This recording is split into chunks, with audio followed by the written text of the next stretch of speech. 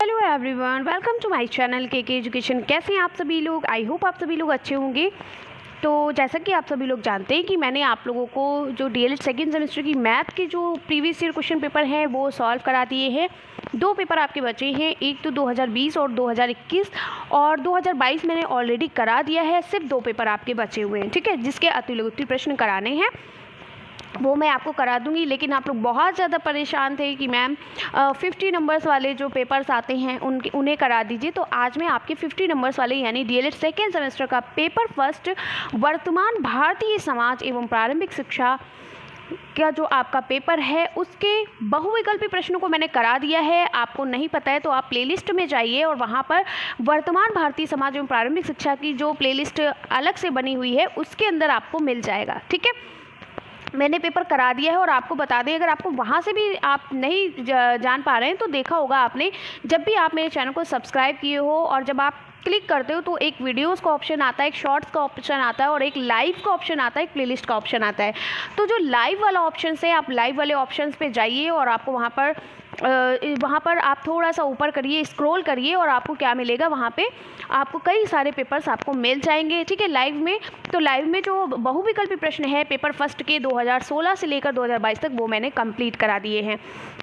आज मैं आपको पेपर फर्स्ट का यानी वर्तमान भारतीय समाज एवं प्रारंभिक शिक्षा के अतिलघुत्तम प्रश्न को कराने वाली हूँ। ये 2015 से लेकर 2022 तक जितने भी आपके क्वेश्चन पेपर आए हुए हैं मैं करा दूंगी, और ऑलरेडी मैं कुछ करा भी चुकी हूँ लेकिन सारे मैंने इसमें ऐड कर दिए ताकि आप एक साथ चीज़ों को पढ़ सके, ठीक है। तो आपके कहने पर मुझे लगा कि मुझे ये वीडियोज़ बनानी चाहिए। तो चलिए स्टार्ट करते हैं क्लास को। तो यहाँ पर स्क्रीन पर पहला क्वेश्चन है आपका, मानव की शिक्षा पुस्तक के रचयिता कौन है? तो मानव की शिक्षा पुस्तक के रचयिता जो हैं वो हमारे फ्रॉबेल जी हैं, ठीक है। कौन है? फ्रॉबेल जी हैं। आगे बढ़ते हैं, किस शिक्षा शास्त्री ने, दूसरा क्वेश्चन है, देखिए 2015 में जो भी आया, आप यहाँ पर आप नंबरिंग पे मत जाइएगा, 2009 का है, 2010 यहाँ पर, सॉरी 209 210 प्रश्न नंबर लिखा है, इस पर मत जाइएगा, क्योंकि जो भी मुझे पेपर जहाँ से मिलते रहे मैंने ऐड के लिए सारे पेपर और आपको यहाँ पर करा रही हूँ। तो किस शिक्षा शास्त्री ने अपनी शिक्षण प्रणाली में विद्यालय को बाल भवन कहा है? तो आपको पता है गीजू भाई बधेका थे, जिन्होंने बालकों को बाल देवो भव कहा था। इन्होंने बालक को भवन कहा है, ठीक है, विद्यालय को बाल भवन कहा है, ठीक है। किसने? गीजू भाई बधेका ने, क्योंकि इन्होंने बालक को बाल देवो भवा की उपाधि दी थी। चलिए आगे बढ़ते हैं, अगला प्रश्न है हमारा, और ये सभी प्रश्न इंपॉर्टेंट हैं, हम ये नहीं कह सकते कि ये क्वेश्चन इंपॉर्टेंट, ये क्वेश्चन, क्योंकि ये प्रीवियस ईयर क्वेश्चन पेपर है और आपको पता है आपने फर्स्ट सेमेस्टर दिया हुआ है, मुझे बताने की ज़रूरत नहीं है, आपने फर्स्ट सेमेस्टर दिया है और आपको पता है प्रीवियस ईयर क्वेश्चन पेपर ही।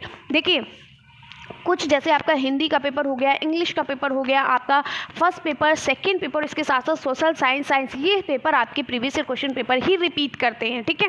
चलिए अगला प्रश्न है, जनसंख्या शिक्षा को राष्ट्रीय कार्यक्रम के रूप में किस वर्ष लागू किया गया था? तो जो जनसंख्या शिक्षा थी उसको राष्ट्रीय कार्यक्रम के रूप में सन 1900 यानी 1969 में 1969 में क्या किया गया था? लागू किया गया था, ठीक है। चलिए अगला क्वेश्चन है आपका कि शिक्षा को निश्चित स्तर तक सभी लोगों के लिए अनिवार्य एवं निःशुल्क उपलब्ध कराना किस योजना कार्यक्रम का तात्पर्य है? तो ये सार्वभौमिक शिक्षा पर आती है। शिक्षा का सार्वभौमिकरण, शिक्षा को प्रत्येक बालक तक पहुंचाना, यानी सभी के लिए, सार्वभौमिकरण मतलब सभी के लिए समान शिक्षा, ठीक है। शिक्षा का सार्वभौमिकरण का मतलब होता है सभी के लिए शिक्षा, ठीक है, जितने भी चाहे बालक हों चाहे बालिकाएं हों, ठीक है। तो 6 से 14 वर्ष के सभी बालक बालिकाओं के लिए शिक्षा समान होना क्या कहलाता है? सभी के लिए शिक्षा होना क्या कहलाता है? ये जो है हमारा शिक्षा को निश्चित स्तर तक सभी लोगों के लिए अनिवार्य निःशुल्क उपलब्ध कराना, ये कार्यक्रम था, ठीक है। चलिए अगला पढ़ते हैं, हमारा है प्रश्न, एक निश्चित आयु स्तर से कम आयु स्तर के बालकों से घरेलू कार्य कराना क्या कहलाता है? तो एक निश्चित आयु स्तर से, यानी कि कोई बच्चा है 20-25 साल की उम्र से कम उम्र का है, यानी 6 से 14 वर्ष का बच्चा है और आप उससे कड़ी से कड़ी मेहनत करा रहे हो। 6 से 14 वर्ष के तक के बच्चों को आप कुछ नहीं करा सकते हो, ना ही उनसे झाड़ू लगवा सकते हो, ना ही उनसे किसी जोखिम वाला काम उठवा सकते हो, ना ही बोझा उठवा सकते हो, ना ही किसी दुकान पर लगा सकते हो। सिर्फ और सिर्फ 6 से 14 वर्ष के लिए बालकों के लिए सरकार ने योजना बनाई थी निःशुल्क एवं अनिवार्य शिक्षा का प्रावधान, जिसमें 6 से 14 वर्ष के बच्चे फ्री में निःशुल्क पढ़ सकते हैं, ठीक है। निःशुल्क उनको सारी चीज़ें दी जाएंगी, बल्कि उनसे काम ना करा करके। तो ये जो हमारा कहलाता है, ये क्या कहलाता है? बाल श्रम कहलाता है, ठीक है। क्या कहलाता है? बाल श्रम कहलाता है। अगला क्वेश्चन है, परिवार, समाज, राज्य एवं जनसंचार माध्यम किसके प्रभावी कारक हैं? तो ये एक शिक्षा के प्रभावी कारक। शिक्षा के प्रभावी कारक कौन कौन से होते हैं? परिवार भी है, परिवार से भी बच्चों को शिक्षा मिलती है, समाज से भी मिलती है, राज्य से भी, और जनसंचार माध्यम के द्वारा भी बच्चों को शिक्षा प्रदान की जा सकती है। ठीक है। अगला क्वेश्चन है हमारा, विद्यालयों में सभी को एक साथ रखना। ठीक है, सबके साथ समान व्यवहार करना, चाहे वो उच्च जाति का हो चाहे वो निम्न जाति का हो, सभी को एक समान समझना, सभी बालक को एक साथ रखना। ठीक है, ऐसा नहीं कि ये हिंदू धर्म का है तो इसे अलग रखना, मुस्लिम धर्म का अलग रखना, या फिर उच्च जाति का है या निम्न जाति का है इसको अलग रखना, ऐसा नहीं। बच्चे सभी वहाँ पर समान माने जाते हैं, सभी के साथ समान व्यवहार करना चाहिए। ठीक है, कि वो हाई फाई मतलब हाई फाई लोगों के यहाँ से है तो हम उसको इस तरीके से नहीं। ठीक है, सभी के बीच एकता बनाए रखना क्या कहलाता है? तो सभी क्या कहलाता है? शैक्षिक अवसरों की समानता कहलाती है। अगर आपसे पूछा जाए शैक्षिक अवसरों की समानता क्या होती है, तो सभी के साथ एक साथ रहना, सभी के साथ एक ही जैसा व्यवहार करना, सभी के बीच एकता बनाए रखना, ये सभी क्या कहलाते हैं? शैक्षिक अवसरों की समानता कहलाते हैं। किसमें? विद्यालय में। चलिए आगे बढ़ते हैं। अगला प्रश्न है हमारा, विद्यालय या फिर समाज में सभी के बीच बिना लिंग भेदभाव के कार्य व्यवहार करना क्या कहलाता है? तो लैंगिक समानता कहलाती है। लैंगिक समानता का मतलब होता है कि बिना लिंग के भेदभाव, यानी लड़का और लड़की में भेदभाव नहीं करना, तो ये क्या कहलाता है? लैंगिक समानता कहलाती है। ठीक है, चलिए, चाहे वो आपका विद्यालय हो चाहे वो आपका क्या हो, स्कूल हो, कुछ भी हो। ठीक है। अगला प्रश्न है, बौद्धकालीन शिक्षा के अंतर्गत मठ में प्रवेश के पूर्व कौन सा संस्कार होता है? यानी बौद्धकालीन शिक्षा जो होती थी उसके अंतर्गत मठ में जब बच्चे को प्रवेश दिया जाता है, मठ में जब बच्चे को एडमिशन होता है, तो उस मठ में प्रवेश करने से पहले एक संस्कार किया जाता है। वो संस्कार का नाम क्या है? तो वो क्या कहलाता है? प्रवज्जा संस्कार कहलाता है। ठीक है। अगला प्रश्न है कि शिक्षा के किस उद्देश्य के अंतर्गत व्यक्ति के उच्चतम विकास अथवा आत्मज्ञान पर बल दिया जाता है? तो आदर्शवाद में क्या दिया जाता है? आत्मज्ञान पर सबसे ज़्यादा बल दिया जाता है। ठीक है, चलिए आगे बढ़ते हैं। अगला प्रश्न है हमारा, वह शिक्षा जिसमें किसी निश्चित पाठ्यक्रम, विद्यालय तथा वातावरणीय आवश्यक नहीं है, तो वो क्या कहलाता है? प्रकृतिवाद कहलाता है। ठीक है, प्रकृतिवाद में कोई भी ऐसा नहीं है कि एक पाठ्यक्रम ही होना चाहिए, एक विद्यालय ही होना चाहिए, वातावरण जरूरी है, ऐसा कुछ भी नहीं है। ठीक है, तो वो क्या कहलाता है? बच्चा खुद करके सीखता है, नई नई चीज़ों को सीखता है। ठीक है, खुद करके सीखना, ठीक है, अपने आप से सीखना, ठीक है, स्वयं अनुभव के द्वारा सीखना, तो ये सभी क्या है? प्रकृतिवाद में आते हैं। अगला है, विद्यालय प्रकृति की गोद में स्वतंत्र एवं खुले वातावरण में हो, यह किसने कर दिया है? तो देखिए, रूसो जी का कहना है कि जो विद्यालय है वो प्रकृति की गोद में स्वतंत्र एवं खुले वातावरण में हो। ऐसा नहीं कि बच्चे के ऊपर एकदम बोझ डाल दिया जाए, उसकी कोई वैल्यू ही ना हो, वो क्या समझना चाहता है, क्या पूछना चाहता है, कोई नहीं, बच्चे को पूरा अधिकार हो, वो स्वतंत्र रूप से अपनी बात को कह सके।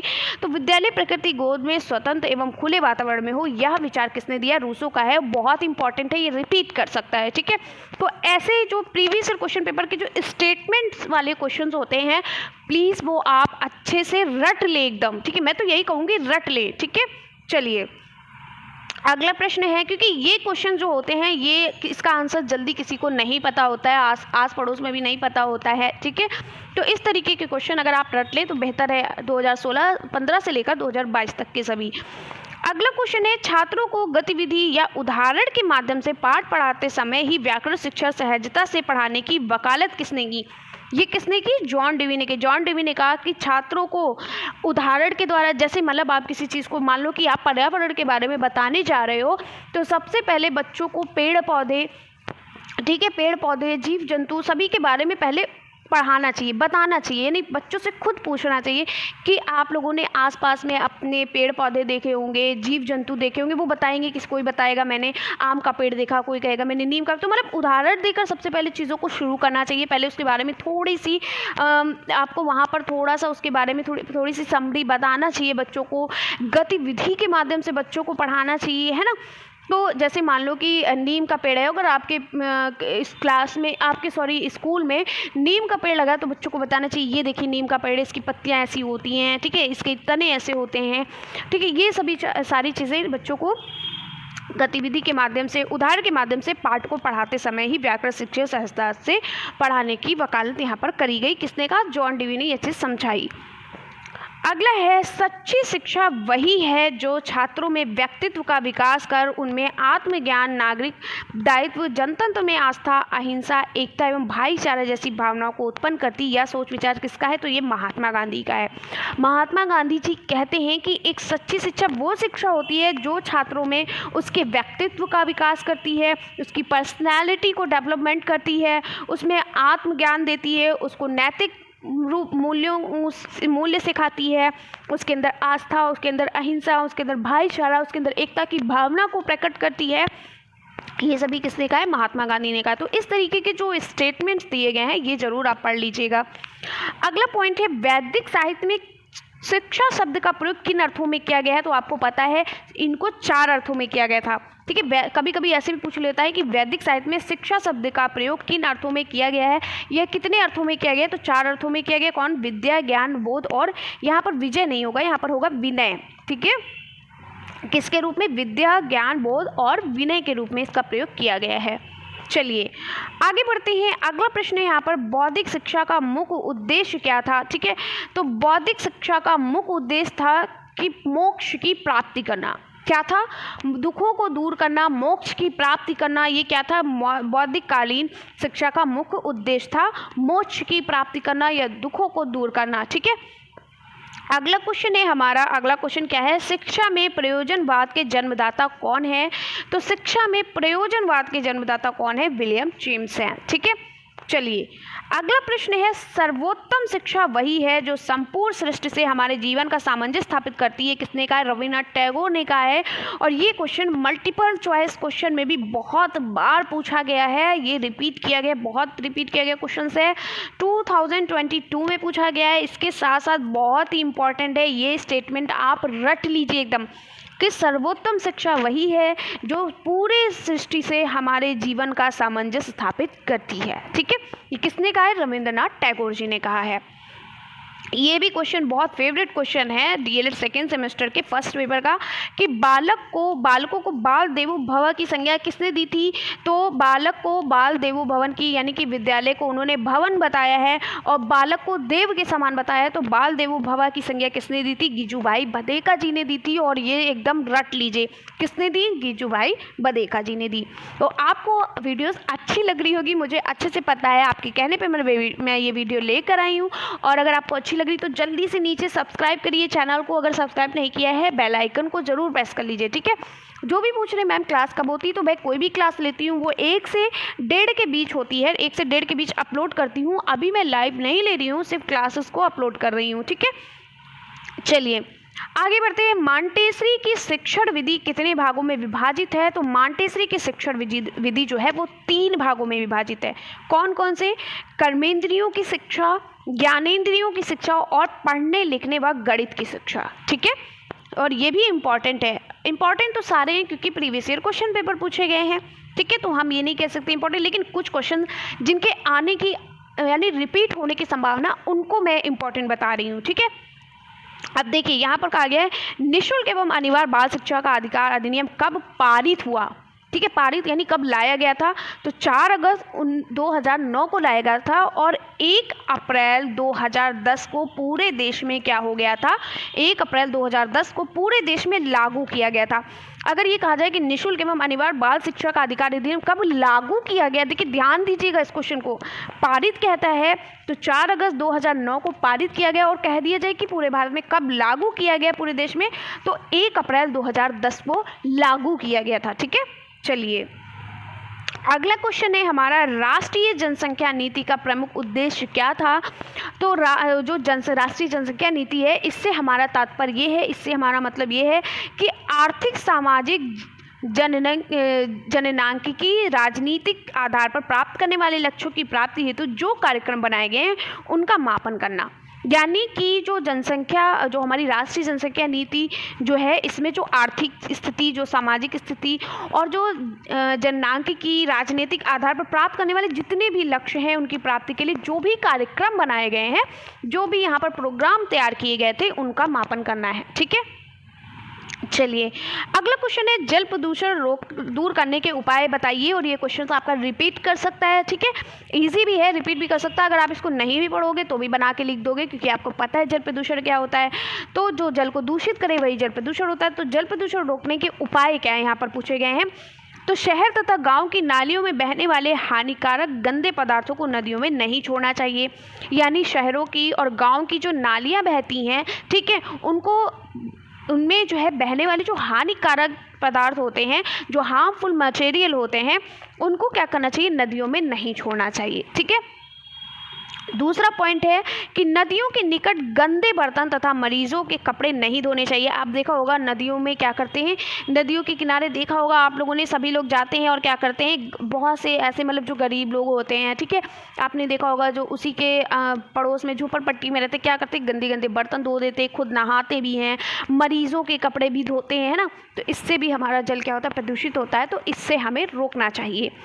अगला, नदियों में मृत पशुओं के बहाने का रोक लगा देना चाहिए। यानी जब भी कोई भी पशु की मृत्यु हो जाती है तो उसको उसी में क्या कर देते हैं, बहा देते हैं, ठीक है। तो नहीं बहाना चाहिए, रोक लगानी चाहिए, बल्कि उनको दफना देना चाहिए। अगला पॉइंट है नदी तथा तालाबों, क्योंकि वो वहाँ पे सड़ेंगे, ठीक है, उनका मल उनका जो भी मांस वगैरह होगा सब सड़ेगा, तो हमारी नदियों के पानी को क्या करेगा, दूषित करेगा। और जो नदियों से निकलने वाला पानी होता है उसका इस्तेमाल तो हम लोग भी करते हैं, ठीक है।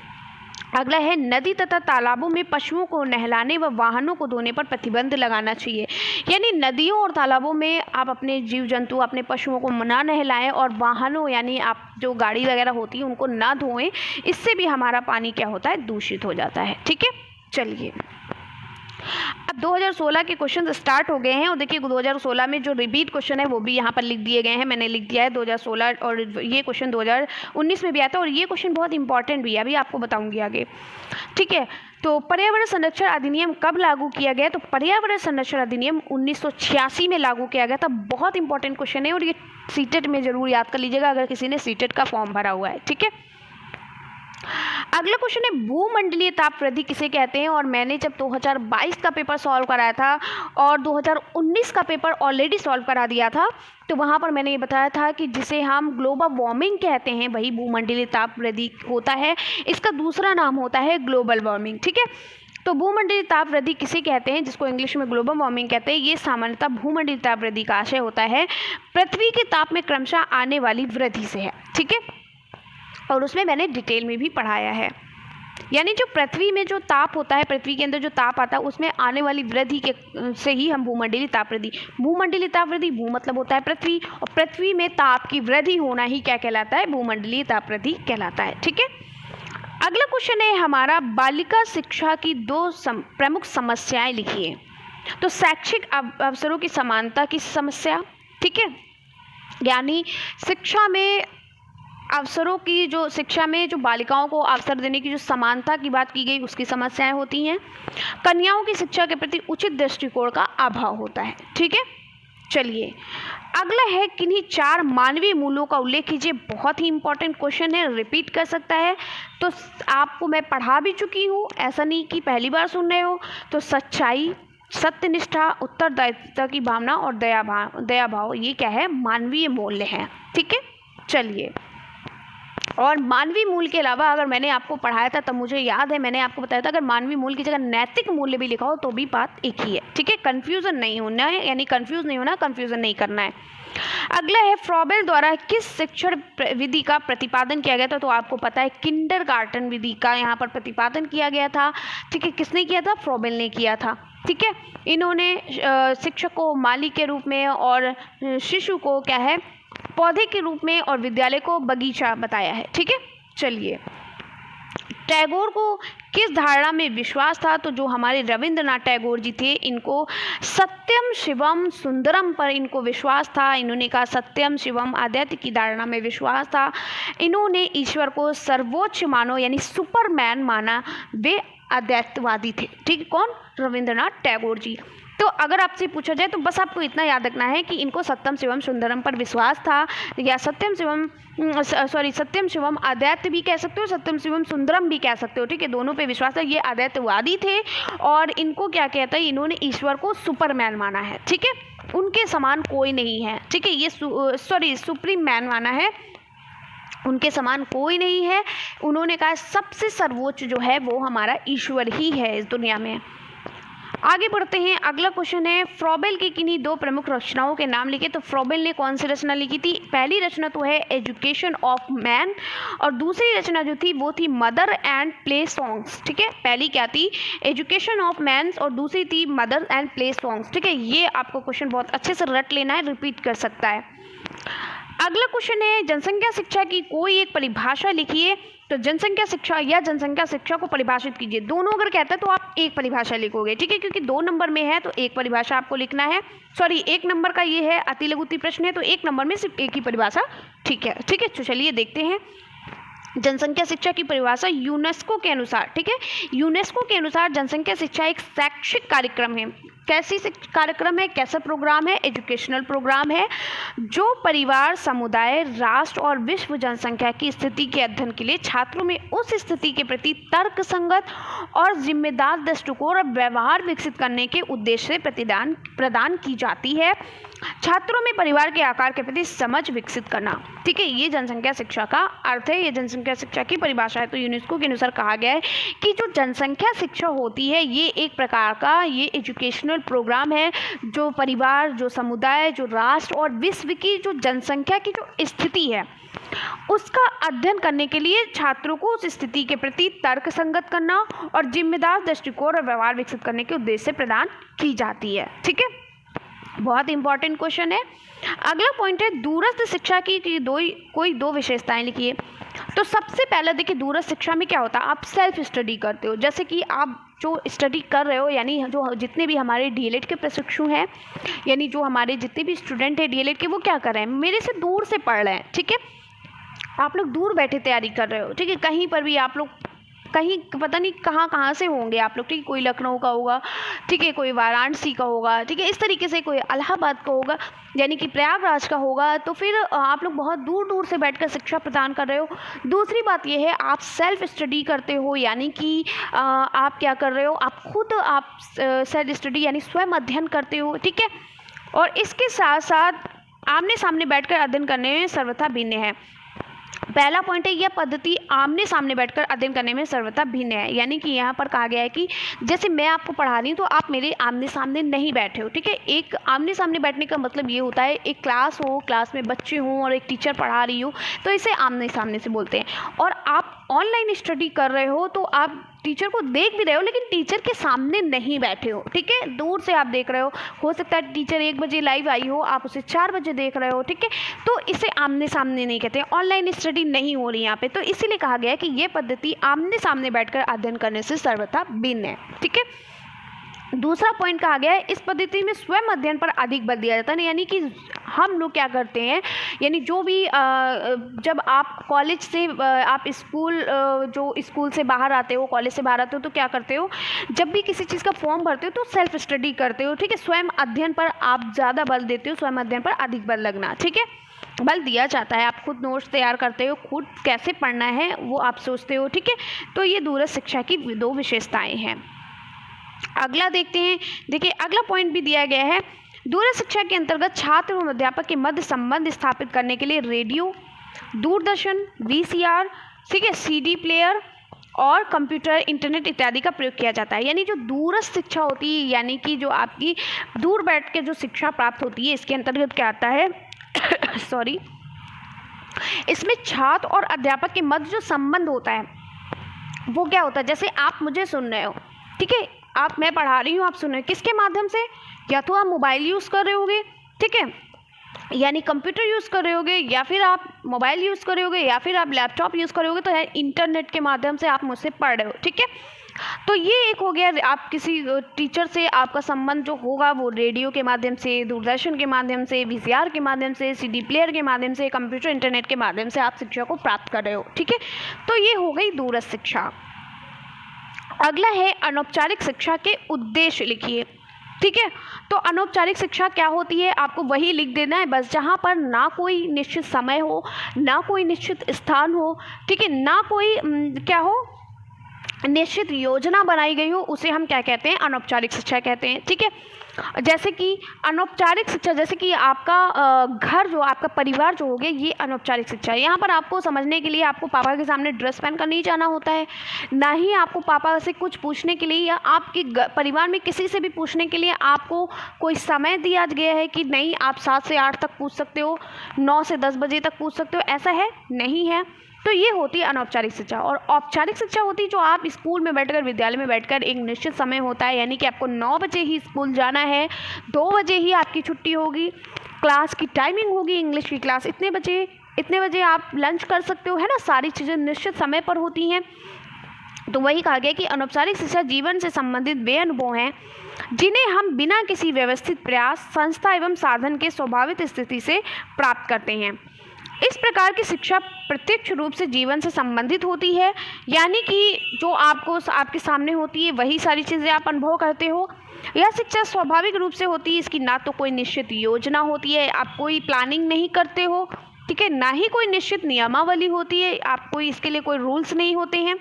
यह बालक के आचरण का रूपांतरण करते हैं, परंतु रूपांतरण की प्रकृति अज्ञात, अप्रत्यक्ष और अनौपचारिक होती है। ठीक है, चलिए अगला क्वेश्चन है मल्टीमीडिया क्या है। और आपने फर्स्ट सेमेस्टर में आपने कंप्यूटर में बहुत पढ़ा है मल्टीमीडिया किसे कहते हैं। ठीक है, तो मल्टी का मतलब आपको पता ही है, मल्टी का मतलब होता है बहुत सारे, ठीक है, और मीडिया का मतलब होता है एक माध्यम। ठीक है, तो मल्टी का अर्थ होता है बहु या विविध, यानी बहुत सारे या अलग अलग, और मीडिया का अर्थ होता है माध्यम। ठीक है, तो इस तरीके से मल्टीमीडिया एक माध्यम होता है जिसके द्वारा विभिन्न प्रकार की जानकारियों को विभिन्न प्रकार के माध्यमों, जैसे टेक्स्ट से, ऑडियो से, ग्राफिक्स से, एनिमेशन से, वीडियो आदि का संयोजन यानी कंबाइन करके दर्शकों या श्रोताओं यानी ऑडियंस तक पहुंचाया जाता है। ठीक है, यानी कि आप अपनी बात को कई तरीकों से, ठीक है, किसके माध्यम से, या तो फिर आप टेक्स्ट के माध्यम से, यानी किसी चीज़ को लिखकर, टेक्स्ट आप देखते होंगे जब आप मैसेज लिखते होंगे तो ये बनकर आता है टेक्स्ट। ठीक है, इस बनकर आता है कि नहीं, यानी कि आप मैसेज के माध्यम से या अपनी वॉइस रिकॉर्ड करके यानी ऑडियो के माध्यम से, ठीक है, ग्राफिक्स के माध्यम से, एनिमेशन के माध्यम से, वीडियोस के माध्यम से उसका संयोजन यानी कंबाइन करके दर्शकों श्रोताओं तक पहुंचाते हैं। जैसे मैं आपको यहाँ पर क्या कर रही हूँ, यहाँ पर मैं आपको अलग अलग सब्जेक्ट के बारे में पढ़ा रही हूँ, किसके माध्यम से, आपको मैं पढ़ा रही हूँ यहाँ पर वीडियो के माध्यम से। ठीक है, इसके साथ साथ मैं सारी चीज़ें भी दे रही हूँ, तो ये एक तरीके का मल्टीमीडिया हो गया। ठीक है, चलिए अगला है क्वेश्चन, और बहुत इंपॉर्टेंट क्वेश्चन है और बहुत ईजी है। पाठशाला को बाग, ठीक है, शिशु को पौधा, यानी शिशु को क्या कहा गया है, पौधा कहा गया है। शिक्षक को माली कहने वाला विचारक का नाम लिखिए, तो ये फ्रॉबेल ने कहा था, और इनकी कौन सी विधि थी, किंडरगार्टन विधि थी। ठीक है, चलिए अगला क्वेश्चन है प्रयोजनवाद किस में आस्था नहीं रखता था। तो प्रयोजनवाद जो है ईश्वरीय सत्ता में आस्था नहीं रखता था। अगला पॉइंट है, देखिए 2017 के क्वेश्चन पेपर जो हैं वो आपके शुरू हो गए हैं। अगला है शिक्षण विधि के जनक कौन है। तो शिक्षण विधि के जनक कौन है, सुकरात हैं। ठीक है, अगला पॉइंट है प्रकृतिवाद को दूसरे किस नाम से जाना जाता है। तो इसे भौतिकवाद के नाम से भी जाना जाता है। फ्रॉबेल ने किंडरगार्टन कब प्रारंभ किया, 1839 में। ठीक है, समाज का प्रमुख कार्य लिखिए। तो समाज के प्रमुख कार्य कौन से होते हैं, ये बहुत इंपॉर्टेंट क्वेश्चन है। ठीक है, चलिए तो समाज बालकों के लिए शिक्षा संस्थानों की स्थापना करता है, उस संस्थानों को चलाने की उनकी वित्तीय सहायता करता है। समाज के प्रमुख कार्य क्या होते हैं, समाज बालकों के लिए शिक्षा संस्थानों की यानी स्कूल वगैरह की क्या करता है, स्थापना करता है, और स्कूल को चलाने के लिए उनको क्या देता है, वेतन भी देता है, यानी वित्तीय सहायता भी देता है। ठीक है, चलिए जो भी खर्च लगता है उसको पूरा करने की पूरी अपने ऊपर पूरा उठाता है। ठीक है, मूल्य क्या होता है, ये भी बहुत इंपॉर्टेंट क्वेश्चन। मूल्य का अर्थ क्या है, मूल्य शब्द का शब्दकोशीय अर्थ है व्यक्ति या किसी वस्तु का ऐसा गुण जिसके कारण वह महत्वपूर्ण, सम्माननीय तथा उपयोगी सिद्ध हो जाए। ठीक है, यानी कि एक व्यक्ति जिसके अंदर जो सच्चा हो, ईमानदार हो, ठीक है, ये सभी मानवीय मूल्य ही तो हैं, नैतिक मूल्य ही तो हैं, सच्चाई, ईमानदारी, ठीक है, और आप किसी की मदद कर रहे हो, ठीक है, ये सभी क्या है, नैतिक मूल्य ही तो आपने अभी पढ़े थे ऊपर। तो मूल्य का मतलब होता है व्यक्ति या किसी भी वस्तु का ऐसा गुण जिसके कारण वह महत्वपूर्ण हो, यानी कि कोई भी वस्तु हमारे लिए महत्वपूर्ण हो, ये एक तरीके से मूल्य हो गया। कोई व्यक्ति जो बहुत महत्वपूर्ण हो, सम्माननीय हो और उपयोगी हो, ये उसी को हम क्या कहते हैं, मूल्य। यानी चाहे वो व्यक्ति हो चाहे वस्तु हो, अगर वो हमारे लिए महत्वपूर्ण है, वो हमारे लिए उपयोगी है, तो वो क्या कहलाएगी, मूल्य कहलाती है। ठीक है, चलिए अगला क्वेश्चन है, बाल अपराध के प्रमुख बिंदु कितने प्रकार के होते हैं? तो बाल अपराध के निम्नलिखित बिंदु होते हैं। एक तो होता है गरीबी, तो गरीबी के कारण भी व्यक्ति बाल अपराध हो जाता है। भूखमरी, अब खाना नहीं मिल रहा है, दिन दिन भूखे पड़े, तो भाई मेहनत तो करेगा ही, बच्चा क्या करेगा, कहीं ना कहीं जा कर के कुछ काम ही करेगा। ठीक है, अशिक्षा, या तो उसको शिक्षा नहीं प्राप्त है, उचित वातावरण का ना मिलना, ठीक है, सही तरीके से उनको वातावरण ना मिल पाना, ठीक है, और जागरूकता, ये सभी क्या है, बाल अपराध के प्रमुख बिंदु हैं। ठीक है, चलिए अगला है, कलकत्ता मदरसा किस सन में खुला है? बहुत इंपॉर्टेंट क्वेश्चन है। तो 1781 में पहले जो गवर्नर जनरल वॉरेन हेस्टिंग थे के द्वारा कलकत्ता मदरसा खोला गया। किसके द्वारा खोला गया? प्रथम गवर्नर वॉरेन हेस्टिंग के द्वारा मदरसा खोला गया। कब खोला गया? 1781 में। कहाँ खोला गया? कलकत्ता में। ठीक है, चलिए अगला क्वेश्चन है, बनारस संस्कृत कॉलेज कब और किसके द्वारा प्रारंभ किया गया था, शुरू किया गया था? तो 1791 में जोनायाल डंकन के प्रयासों से बनारस संस्कृत कॉलेज प्रारंभ हुआ। और ये सभी क्वेश्चन जो है ये सीटेट और टेट के लिए बहुत इंपॉर्टेंट है, इसको रट लीजिए। ठीक है, अगला क्वेश्चन है, मैकाले ने अपना विवरण पत्र कब लिखा था? बहुत इंपॉर्टेंट क्वेश्चन है। तो 2 फरवरी 1835 को अपना विवरण पत्र किसने प्रस्तुत किया था? लॉर्ड मैकाले ने, जो बहुत ही खराब व्यक्ति था, जिसने हमारे भारतीय लोगों को बहुत मारा पीटा, शिक्षकों को बहुत परेशान किया। ठीक है, और ये हमारे मैकाले जी थे, जिनके बारे में मैंने आपको बहुत अच्छे से पढ़ाया हुआ है। अगला है, वुड घोषणा पत्र के आधार पर कंपनी ने शिक्षा नीति कब घोषित की? तो वुड के जो घोषणा पत्र है, इसके आधार पर कंपनी ने 19 जुलाई 1854 को अपनी शिक्षा नीति घोषित की। अगला क्वेश्चन है, निरौपचारिक शिक्षा के विभिन्न साधनों में किस आयु वर्ग के लिए अधिक दबाव डाला गया है? तो आयु का कोई बंधन यहाँ पर नहीं था। ठीक है, जो निरौपचारिक शिक्षा के विभिन्न साधनों में किस आयु वर्ग के लिए अधिक दबाव डाला गया है? तो निरौपचारिक शिक्षा के लिए कोई भी आयु का कोई भी बंधन नहीं है। आप कितने भी आयु समय, आप बूढ़े होकर पढ़ें, आप जन्म से लेकर मृत्यु तक पढ़ते रहें, कोई फ़र्क नहीं। मृत्यु मतलब मृत्यु से पहले की बात मैं कर रही हूँ। तो निरौपचारिक शिक्षा के लिए कोई भी यहाँ पर आयु सीमा नहीं बनाई गई है, कोई भी बंधन नहीं बनाया गया है। ठीक है, चलिए आगे बढ़ते हैं। निरौपचारिक शिक्षा तो आप जानते हो ना, दूरस्थ शिक्षा जिसको बोलते हैं, औपचारिक, अनौपचारिक और निरौपचारिक से दूरस्थ शिक्षा। तो लोग बहुत सारे फॉर्म भरते रहते हैं, आप 35 साल के हो जाओ, 40 साल के हो जाओ, 45 साल के हो जाओ, ठीक है, लोग जिंदगी भर पढ़ते ही रहते हैं। ठीक है, तो इसके लिए कोई सीमा, कोई भी बंधन नहीं है। अगला है, शिक्षा के व्यक्तित्व और सामाजिक उद्देश्य का समन्वय आवश्यक है, क्योंकि शिक्षा व्यक्ति की खुशी और राज कल्याण के लिए क्या है, या राज कल्याण के लिए है। या कथन किसका है? तो ये कथन प्लेटो का है। प्लेटो ने कहा है कि शिक्षा जो होती है ये व्यक्तित्व को और सामाजिक उद्देश्यों का समन्वय आवश्यक है, क्योंकि शिक्षा जो है ये व्यक्ति की खुशी और राज कल्याण के लिए जरूरी है। ठीक है, चलिए अगला क्वेश्चन है, प्राथमिक शिक्षा कब होती है? तो आपको पता है जो प्राथमिक शिक्षा है वो 6 से 12 वर्ष तक होती है। कितने वर्ष तक होती है? 6 से 12 वर्ष तक होती है।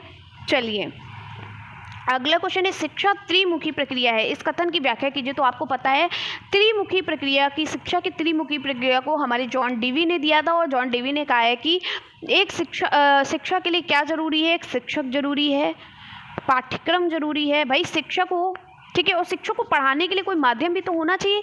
बच्चों को कुछ यानी कि शिक्षक और बालक के बीच कोई संबंध भी तो होना चाहिए कि वो ऐसे ही आकर एक दोनों लोग खड़े हो जाए, लड़ाई झगड़ा करने लगे। नहीं, पाठ्यक्रम यानी सिलेबस होना चाहिए, इसके साथ साथ यानी करिकुलम होना चाहिए, इसके साथ साथ बालक भी जरूरी है। ठीक है, यानी कि शिक्षा के लिए 3 प्रक्रिया बहुत जरूरी, एक तो शिक्षक होना चाहिए, दूसरा पाठ्यक्रम होना चाहिए, तीसरा बालक होना चाहिए। भाई पाठ्यक्रम भी होगा तो शिक्षक किसको पढ़ाएगा? बालक को। और अगर बालक को पाठ्यक्रम है तो बालक किससे पढ़ेगा? शिक्षक से। तो तीनों जरूरी हैं। ठीक है, और ये किसने कहा है? ये हमारे जॉन डीवी ने कहा है। जॉन डीवी ने कहा है कि शिक्षा में अध्यापक विद्यार्थी के साथ साथ पाठ्यक्रम भी सम्मिलित किया जाता है, इसलिए शिक्षा त्रिमुखी प्रक्रिया, यानी शिक्षा में अध्यापक और विद्यार्थी के साथ साथ पाठ्यक्रम भी सम्मिलित किया जाता है, इसलिए शिक्षा त्रिमुखी प्रक्रिया है। ठीक है, ये इन्होंने समझाया। अगला पॉइंट है, गांधी जी द्वारा प्रतिपादित शिक्षा की परिभाषा लिखिए। तो गांधी जी ने कहा है कि शिक्षा में से मेरा ये अभिप्राय है कि बालक और मनुष्य की संपूर्ण शारीरिक, मानसिक और आध्यात्मिक शक्तियों का सर्वांगीण विकास करना, यानी एक बच्चे के अंदर, यानी बच्चे के अंदर या किसी भी मनुष्य के अंदर, ठीक है, बालक या किसी भी मनुष्य की संपूर्ण शारीरिक, यानी शरीर का, मस्तिष्क, हर चीज़ का डेवलपमेंट होना, मानसिक विकास होना, आध्यात्मिक विकास, यानी सर्वांगीण विकास होना क्या कहलाता है? शिक्षा कहलाता है। ठीक है, चलिए, औपचारिक शिक्षा किसे कहते हैं? अभी आपने पढ़ा अनौपचारिक शिक्षा, फिर आपने दूरस्थ शिक्षा जिसको हम निरौपचारिक शिक्षा के नाम से भी जानते हैं। अब आप पढ़ने चले औपचारिक शिक्षा, जो क्या होती है, जो एक स्कूल में दी जाती है, एक लेसन प्लान होता है, यानी कि कक्षा 2 के बच्चों को कौन सी बुक चलेगी, कौन से टीचर पढ़ाएंगे, इसके साथ साथ कितने क्लास चलेंगे, इसके साथ साथ स्कूल का टाइमिंग क्या होगा, बच्चों को ड्रेस पहन कर आना है, किस समय क्या करना है, और इसके साथ साथ कि किस सब्जेक्ट का कौन सा टीचर और किस यूनिट को कब तक पढ़ाना है, यानी 1 से लेकर 2 यूनिट को इस समय पढ़ाना है, और इस क्लास में ये वाली किताबें चलेंगी, ये सब्जेक्ट्स होंगे, ठीक है, ये पाठ्यक्रम होगा, ये सारी चीज़ें यहाँ पर, सारी योजनाएं, सारी लेसन प्लान होता है, कितनी छुट्टी स्कूल में होंगी, पहले से ही सारी चीज़ें यहाँ पर मैनेज कर ली जाती हैं। कब यूनिट टेस्ट होंगे, कब फाइनल, कब आपके यूनिट टेस्ट होंगे, कब आपके हाफ ईयरली एग्ज़ाम्स होंगे, कब आपके एनुअल एग्ज़ाम्स होंगे, ठीक है, सारी चीज़ें यहाँ पर पहले से फिक्स कर ली जाती, पहले से सारी योजनाएं बना ली जाती हैं। ठीक है, चलिए, तो औपचारिक शिक्षा किसे कहते हैं? इसमें शिक्षा देने की योजना, अर्थात समय स्थान, यानी कि एक स्कूल होगा वहीं पर आपको जाना, ऐसा नहीं कि स्कूल आज यहाँ है तो कल दूसरी जगह हो जाएगा। एक अध्यापक की ज़रूरत होती है, विधि एवं पाठ्यक्रम पूर्व निर्धारित होता है। ठीक है, चलिए, अगला पॉइंट है, अगर आपको इससे भी अच्छा पढ़ना है तो आप मेरी प्लेलिस्ट में जाइए, जो मेरी क्लास पढ़ी है औपचारिक, अनौपचारिक और निरौपचारिक शिक्षा की, वो पढ़िए, बहुत इजी लैंग्वेज में मैंने आपको पढ़ाया है। अगला पॉइंट है, परिवार में बच्चों के मुख्य रूप से किस विधि द्वारा शिक्षा दी जाती है? तो परिवार में बच्चों को मुख्य रूप से कहानी कथन के द्वारा शिक्षा दी जाती है। देखिए, जो परिवार में जो हमारे दादी होती हैं, दादा दादी होती, क्या करते हैं, रात में बैठा के हमें कहानी सुनाते हैं। क्यों कहानी सुनाते थे? उससे हमें बहुत सारी शिक्षाएं मिलती हैं, कि बहुत सारी ऐसी कहानियाँ होती हैं जो नैतिक शिक्षा पर आधारित होती है। झूठ नहीं बोलना चाहिए, तो उस पर एक कहानी सुनाया कि वो झूठ बोलता है तो उसे बंदर उठा ले जाता है। ऐसे मतलब इस तरीके से लंबी लंबी कहानियाँ सुना करके हमारे अंदर नैतिक मूल्यों का विकास करते थे हमारे दादा दादी लोग। ठीक है, तो जो परिवार में बच्चों को जो मुख्य रूप से जो जिस विधि द्वारा शिक्षा मिलती वो है कहानी विधि। ठीक है, चलिए, अगला क्वेश्चन है, प्रयोजनवादी शिक्षा के 2 उद्देश्य लिखिए। तो प्रयोजनवादी शिक्षा के 2 उद्देश्य ये हैं कि पूर्व निश्चित उद्देश्यों का विरोध करना और नवीन मूल्यों का निर्धारण करना। ठीक है, चलिए, अगला है, बुनियादी शिक्षा के जन्मदाता कौन है? तो आपको पता है, बुनियादी शिक्षा जिसे हम बेसिक शिक्षा के नाम से भी जानते हैं, इसको किसने दिया था? महात्मा गांधी जी ने दिया था। बहुत ही इंपॉर्टेंट है ये, और इन्होंने, चलिए, अगला है, डॉक्टर मारिया मांटेसरी का जन्म कहाँ हुआ था? तो जो हमारी डॉक्टर मारिया मांटेसरी हैं, इनका जन्म इटली के चियारावली शहर में हुआ था। ठीक है, चियारावली शहर में हुआ था। कब हुआ था अगर पूछा जाए तो 31 अगस्त 1870 को हुआ था। अगर आप सिर्फ इतना भी लिख देंगे इटली, अगर आपको ये नहीं याद हो रहा तो भी कोई फ़र्क नहीं पड़ता, आप ये भी लिख सकते हो, मारिया मांटेसरी का जन्म 31 अगस्त 1870 को इटली में हुआ था। ठीक है, या आप ये पूरा भी लिख सकते हो, इटली के चियारावली शहर में हुआ था। ठीक है, अगर आप इतना भी लिखोगे इटली में हुआ था तो भी कोई दिक्कत की बात नहीं है, पूरे नंबर आपको मिलेंगे। ठीक है, चलिए, मैंने आपको बता दिया, मान लो आपको नहीं याद है तो आप छोड़कर चले आओ, ऐसा मत करना। अगला है, समाज की एक उपयुक्त परिभाषा लिखिए। समाज क्या है? बहुत बढ़िया बात पूछी गई है। तो मैकाइवर और पेज के अनुसार कहा गया है कि समाज व्यवहारों एवं प्रतिक्रियाओं की अधिकार एवं पारस्परिक सहयोग की अनेक समूह और विभागों की मानव व्यवहार के नियंत्रणों एवं स्वाधीनताओं की एक व्यवस्था है। ठीक है, चलिए, ये बहुत इंपॉर्टेंट क्वेश्चन है, इसको वो याद कर लीजिएगा। चलिए, आगे बढ़ते हैं। शिक्षा को प्रभावित करने वाले प्रमुख कारकों को लिखिए। तो शिक्षा को प्रभावित करने वाले कारक कौन कौन से होते हैं? परिवार है, समाज है, राज्य है, जनसंचार, ये शिक्षा को प्रभावित करने वाले कारक हैं। अगला क्वेश्चन है, शिक्षा के सार्वभौमिक सार्वभौमिकरण से आप क्या समझते हैं? तो शिक्षा के सार्वभौमिकरण से आशय विभेद रहित शिक्षा से है, यानी कि कोई भेद ना किया जाए बालक बालिकाओं में, ठीक है, जाति में, ठीक है, धर्म में कोई भी भेद ना किया जाए। और संविधान की धारा 29(2) में देश में सार्वभौमिक शिक्षा की व्यवस्था की गई है। ठीक है, चलिए अगला है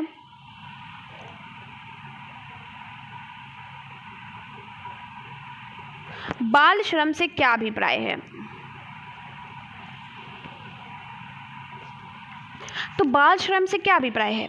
देखिए, जो श्रम 14 से कम बालकों द्वारा किया जाता है वही बाल श्रम। 6 से 14 वर्ष की आयु के बच्चों से जो श्रम यानी कि जो मेहनत कराई जाती है उसे हम क्या कहते हैं? बाल श्रम कहते हैं। ठीक है, यहाँ 6 से 14 वर्ष के बच्चों को सिर्फ शिक्षा देनी चाहिए, उनको पढ़ाना लिखाना चाहिए, ना कि उनसे काम कराना चाहिए।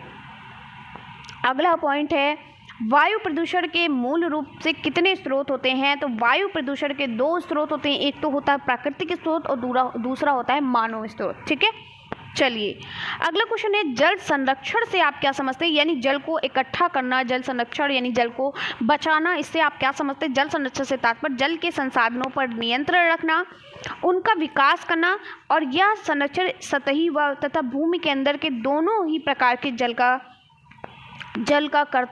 करना होता है।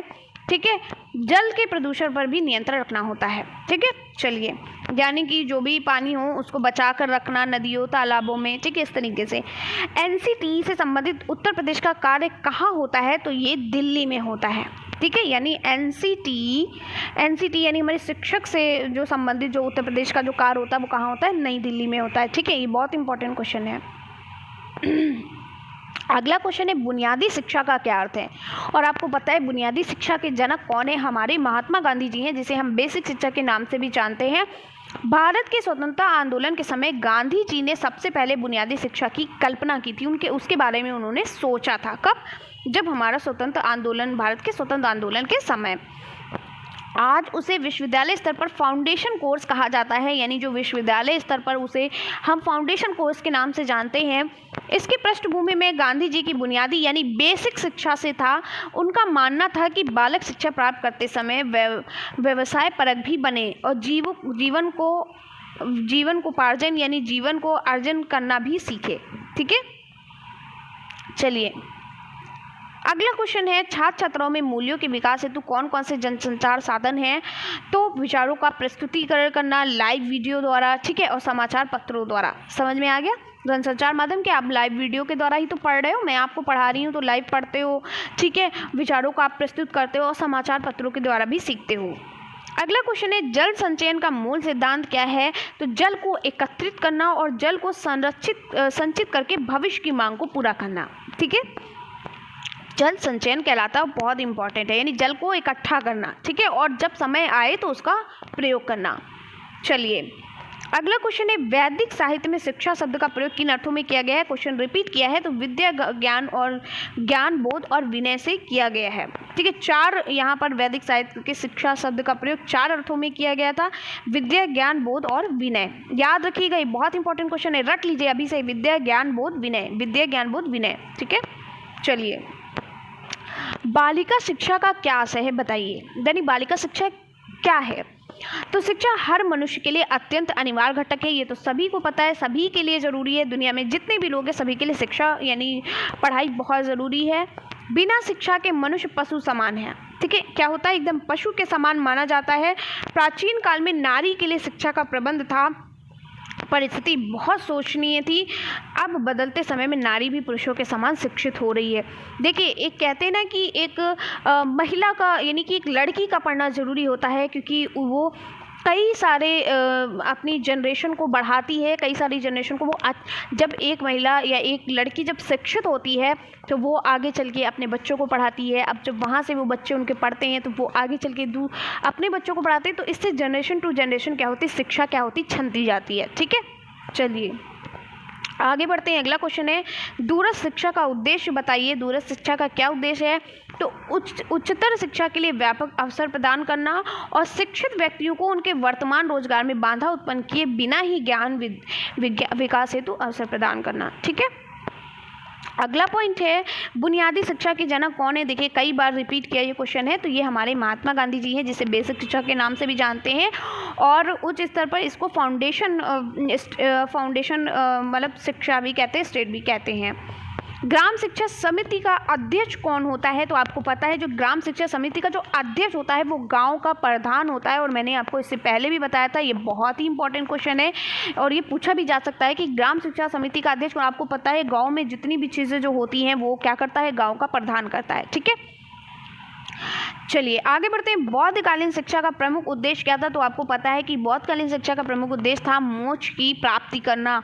ठीक है, अगला है किन्हीं 4 मानवीय मूल्यों का उल्लेख कीजिए या फिर नैतिक मूल्यों का उल्लेख कीजिए, तो इसका मतलब होता है सच्चाई, सत्यनिष्ठा, उत्तरदायित्व की भावना और दयावान या दया भाव होना।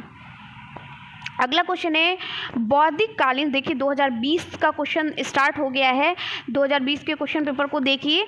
तो बौद्धकालीन शिक्षा के 2 प्रमुख केंद्रों के नाम बताइए। एक तो तक्षशिला था, दूसरा नालंदा था। ठीक है, नालंदा की स्थापना बौद्ध धर्म में ही हुई थी, बौद्धकालीन शिक्षा के अंतर्गत ही आता है।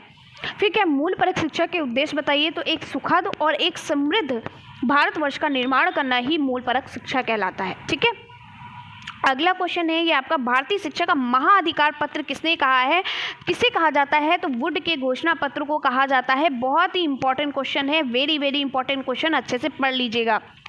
अगला पॉइंट है उपनयन संस्कार से आप क्या समझते हो, तो उपनयन संस्कार आपको पता है उपनयन का मतलब होता है कि गुरु के समीप ले जाना। ठीक है, तो उपनयन संस्कार का अर्थ है शिक्षा प्राप्त करने के लिए गुरु के पास ले जाना। उपनयन का मतलब ही होता है गुरु के समीप, तो गुरु के समीप ले जाना। तो उपनयन संस्कार कब होता था, जब शिक्षा प्राप्त करने के लिए बच्चों को गुरुकुल में गुरु के समीप ले जाया जाता था, गुरु के पास ले जाया जाता था। ठीक है, चलिए राष्ट्रीय बाल श्रम नीति कब घोषित की गई थी, 2009 में घोषित की गई थी। ठीक है, शिक्षा का निस्पंदन सिद्धांत किसने दिया था, लॉर्ड मैकाले ने दिया था, इसको हम छनई का सिद्धांत भी कहते हैं।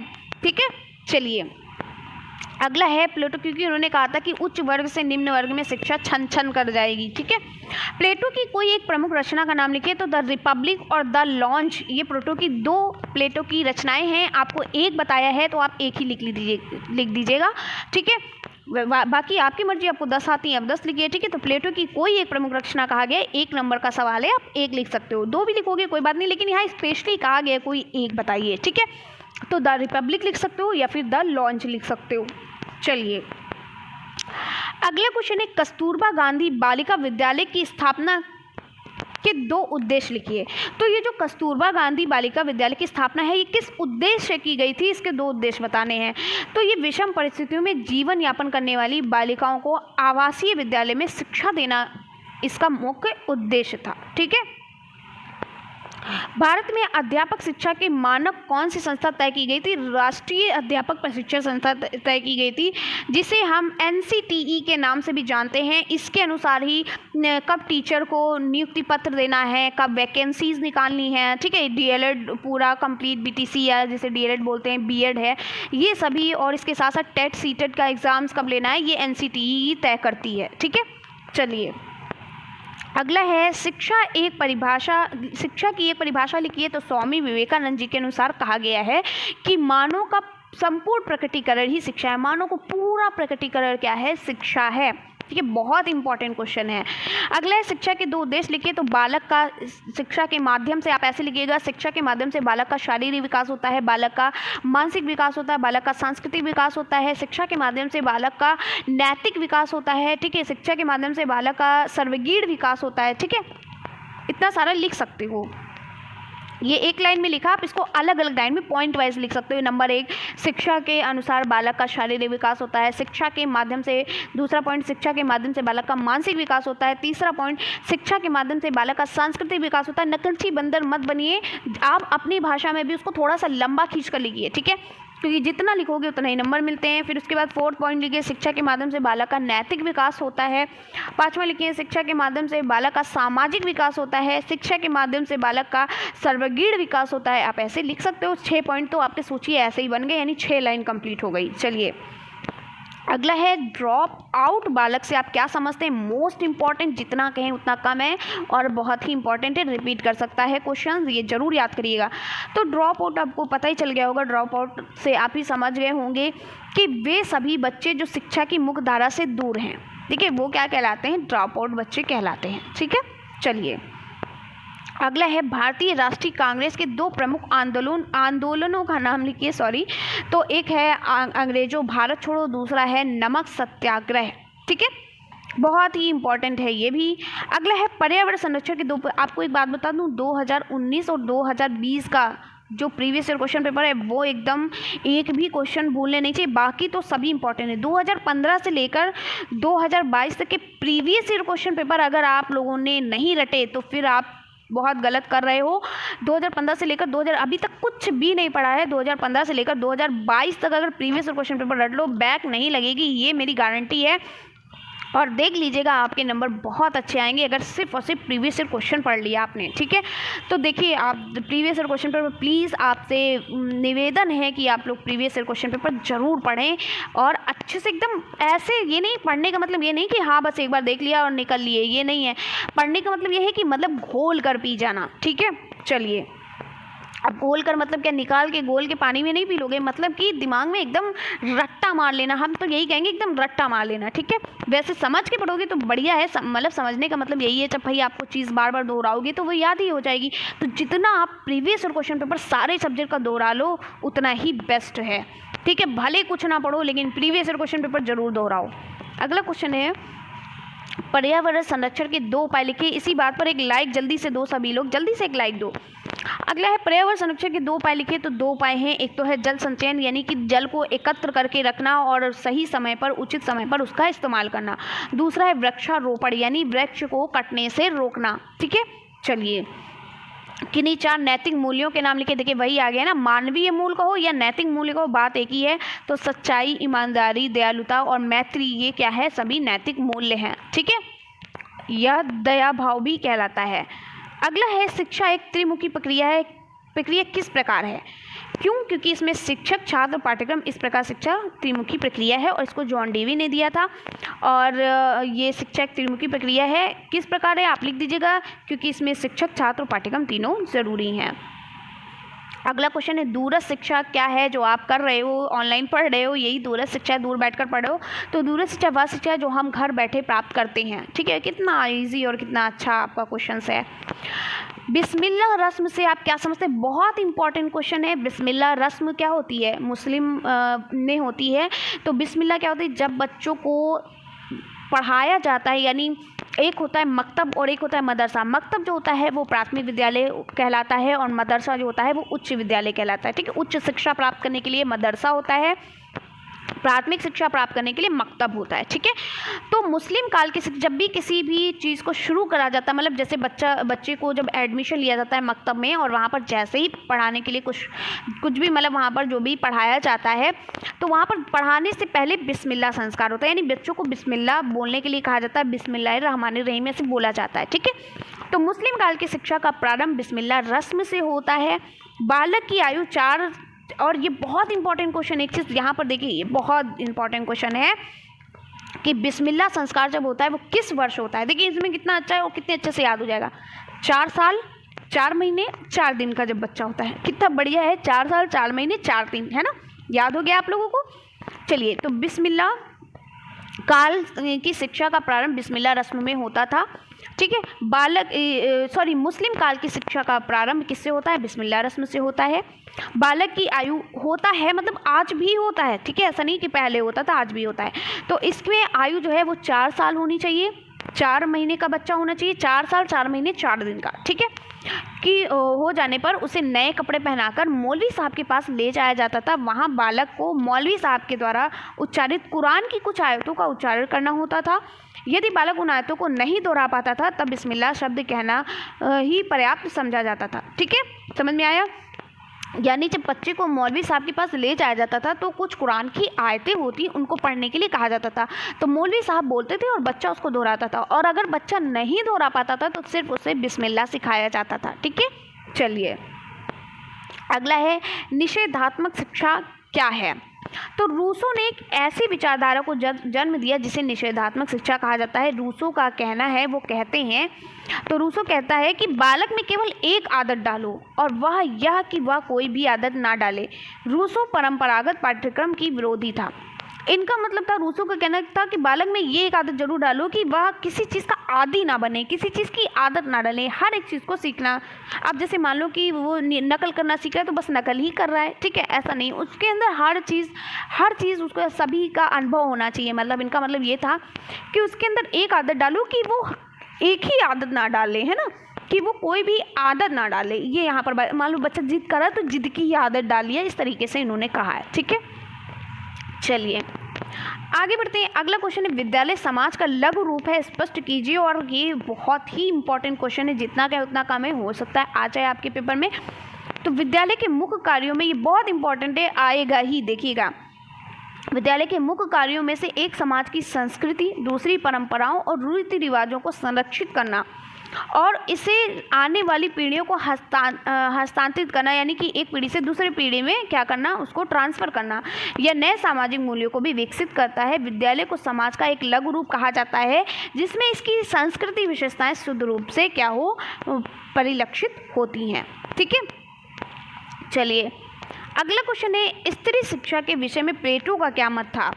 तो स्त्री शिक्षा के विषय में प्लेटो का मत था कि स्त्री और पुरुषों के बीच शिक्षा का भेदभाव ना हो और दोनों की शिक्षा में एक समानता प्रदान होना है।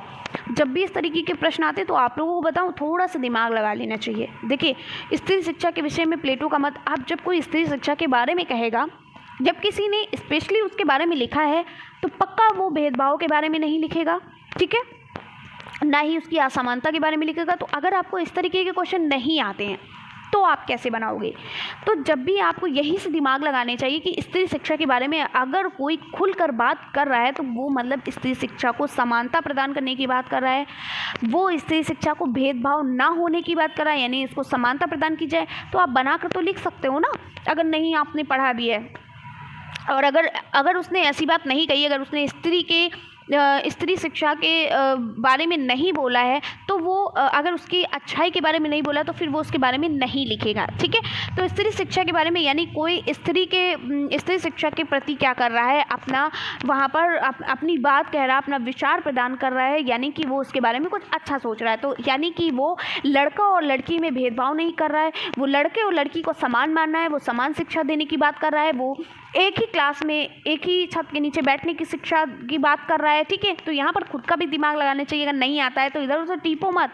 लेकिन आपको यहीं से समझ जाना है कि स्त्री शिक्षा के बारे में अगर कोई व्यक्ति बात कर रहा है तो इसका मतलब है कि वो अच्छी बात कर रहा है, वो उसको समानता के लिए उसके साथ खड़ा है, तभी उसने उसके बारे में कुछ लिखा है, ठीक है।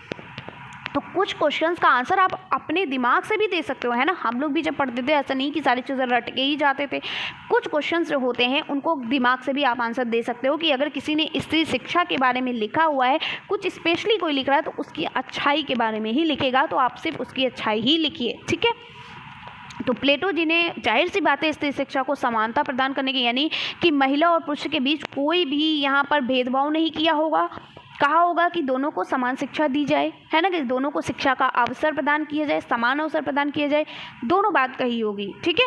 चलिए अगली बात है, जनसंख्या शिक्षा क्या है।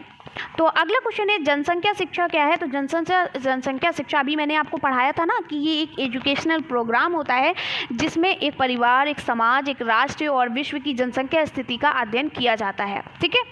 जनसंख्या शिक्षा का मतलब है कि सभी को शिक्षा, ठीक है, जो हमारे समाज में रह रहा है, जो हमारे परिवार में रह रहा है, हमारे राष्ट्र में रह रहा है, हमारी विश्व में जितने भी लोग हैं, सभी को शिक्षा का अवसर प्रदान करना ही जनसंख्या शिक्षा कहलाता है। भूमंडलीय को परिभाषित करिए। तो भूमंडलीय वह प्रक्रिया है जिसके द्वारा वस्तुओं, सेवाओं और सूचनाओं का जो राष्ट्रीय सेवाओं का आर पार स्वतंत्र रूप से संरक्षण करना, जैसे वस्तुओं, सेवाओं, व्यक्ति और सूचनाओं का वर्णन करना ही क्या कहलाता है, भूमंडलीय कहलाता है। अगला क्वेश्चन है जनसंचार के प्रमुख साधन क्या है। तो आपको पता है जनसंचार के रेडियो है, आपका समाचार पत्र है। जनसंचार मतलब जिससे आप दुनिया के बारे में जान सके, चाहे वो दुनिया से रिलेटेड कोई भी पढ़ाई हो, दुनिया में जो भी चीज़ें, विश्व में जो भी चीज़ें हो रही हो, सभी जानकारी आपको किससे प्राप्त होती है?